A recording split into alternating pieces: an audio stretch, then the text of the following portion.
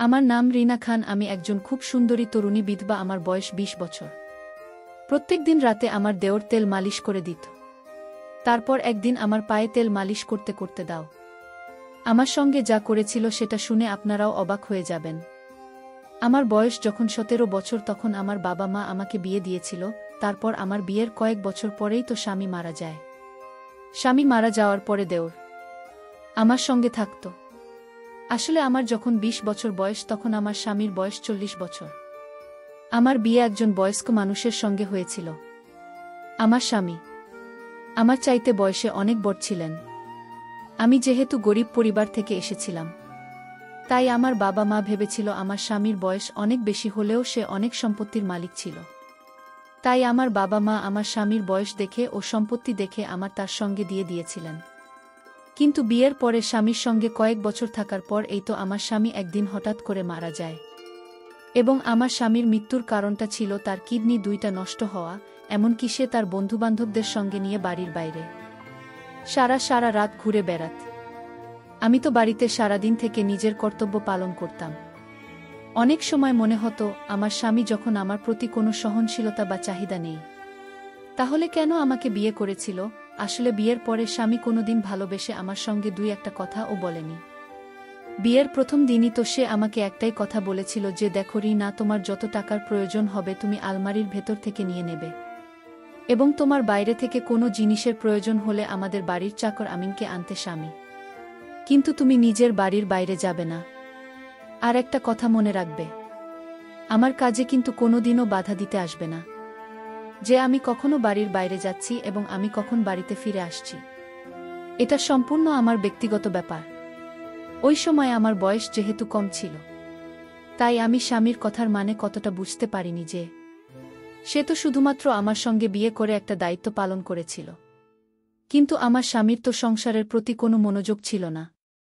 এমন নয় যে স্বামী আমার সঙ্গে কথা স্বামীকে না, সে আমার সঙ্গে তার প্রয়োজনমাফিক কথা স্বামী, কিন্তু আমি তার অর্ধাঙ্গিনী হয়ে তার কাছ থেকে ভালোবাসা পাওয়ার আশা করেছিলাম, সেটা কখনোই পাইনি। এবং ধীরে ধীরে যখন আমি এই জিনিসটা বুঝতে পারি, তখন আমি নিজের বাবা মায়ের সঙ্গে এ ব্যাপারে আলোচনা করেছিলাম যে আমি টাকা পয়সা সুখ তো পেয়েছি, কিন্তু স্বামীর ভালোবাসা সুখ কোনো দিন পাইনি।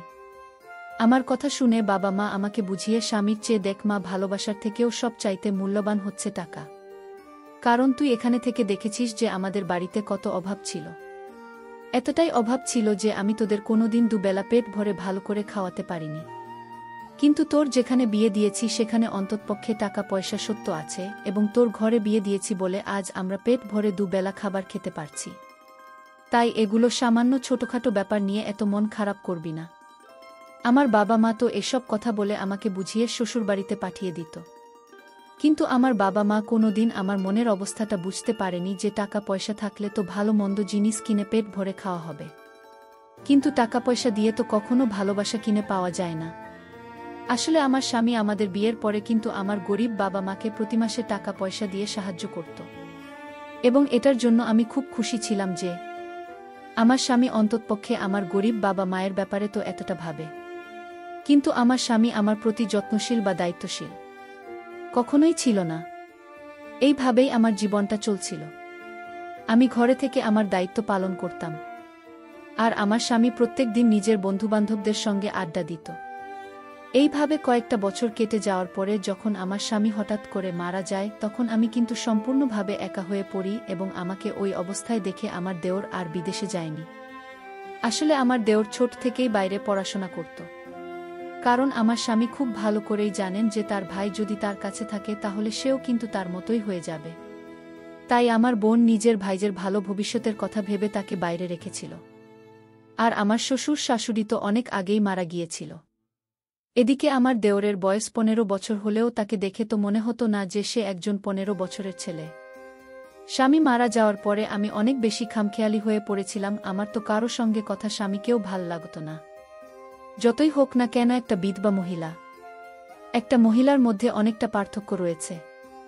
তারপর স্বামী মারা যাওয়ার পরে বেশ কিছুদিন পর্যন্ত আমাদের বাড়িতে স্বামীর আত্মীয় স্বজনেরা ছিল। ওই সময় তো নিজের মনের কষ্টটা কান্নার মাধ্যমে তাদের সামনে প্রকাশ করে নিজেকে একটু হালকা করতাম। কিন্তু আমাদের বাড়ি থেকে আত্মীয় স্বজনদের চলে যাওয়ার পরে আমি আরও বেশি ভেঙে পড়েছিলাম। তখন অত বড় বাড়িটা দেখে মনে হতো এ বাড়িটা যেন আমাকে খেতে আসছে।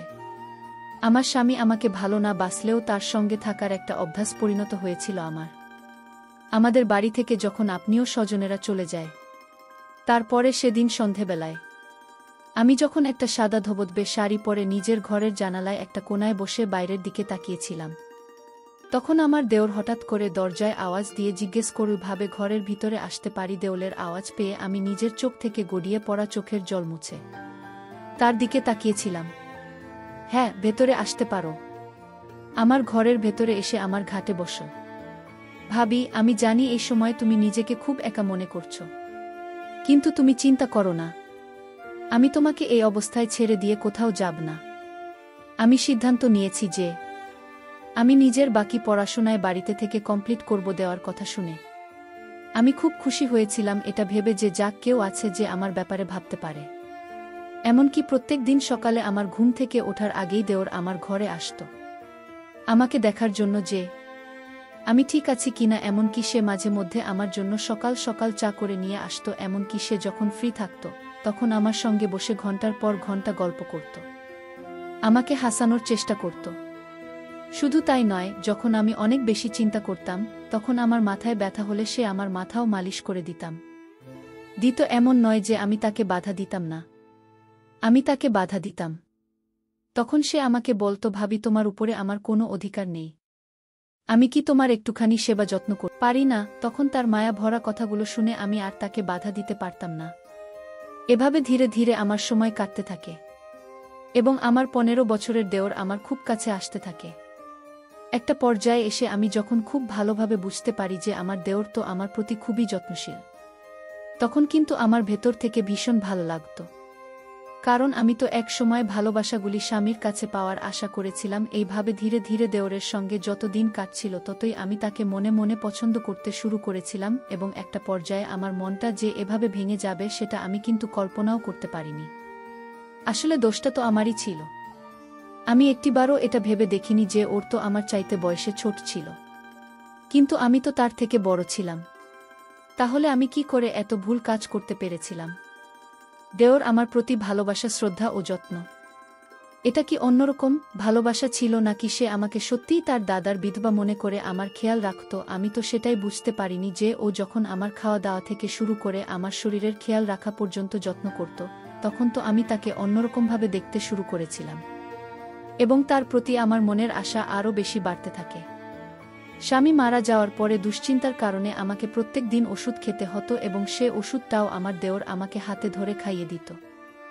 আর প্রতিটা মুহূর্তে আমাকে, স্বামী, ভাবি, তুমি নিজের শরীরের খেয়াল রাখো, তুমি যদি ঠিকঠাকভাবে খাওয়া দাওয়া না করবে তাহলে তোমার শরীরটা আরও বেশি ভেঙে পড়বে। এবং দাদাকে তো আমি হারিয়ে ফেলেছি, তাই আমি তোমাকে কোনোমতে হারাতে চাই না। দেওয়ালের মুখ থেকে এত ভালো ভালো কথা শুনে আমি তো তাকে অন্য কিছুই ভাবতে শুরু করেছিলাম এবং ধীরে ধীরে ওকে দেখে আমার মনের মধ্যে যে অনুভূতিটা হতো সেটা তো ভালোবাসার দিকে গড়িয়ে যাচ্ছিল। ধীরে ধীরে আমি তাকে ভালোবাসতে শুরু করেছিলাম। এমনকি এইভাবে প্রায় 3-4 মাস কেটে যাওয়ার পরে আমি নিজেকে আমার 15 বছরের জন্য আবার নতুন করে সাজাতে শুরু করেছিলাম। আসলে আমার স্বামী তো আগে কোনোদিন আমার প্রতি এতটা ভালোবাসা ও যত্ন শ্রদ্ধা দেখায়নি, তাই দেওরের কাছে এত বেশি যত্ন পেয়ে আমি তাকে মনে মনে অনেক বেশি ভালোবাসতে শুরু করে দিয়েছিলাম।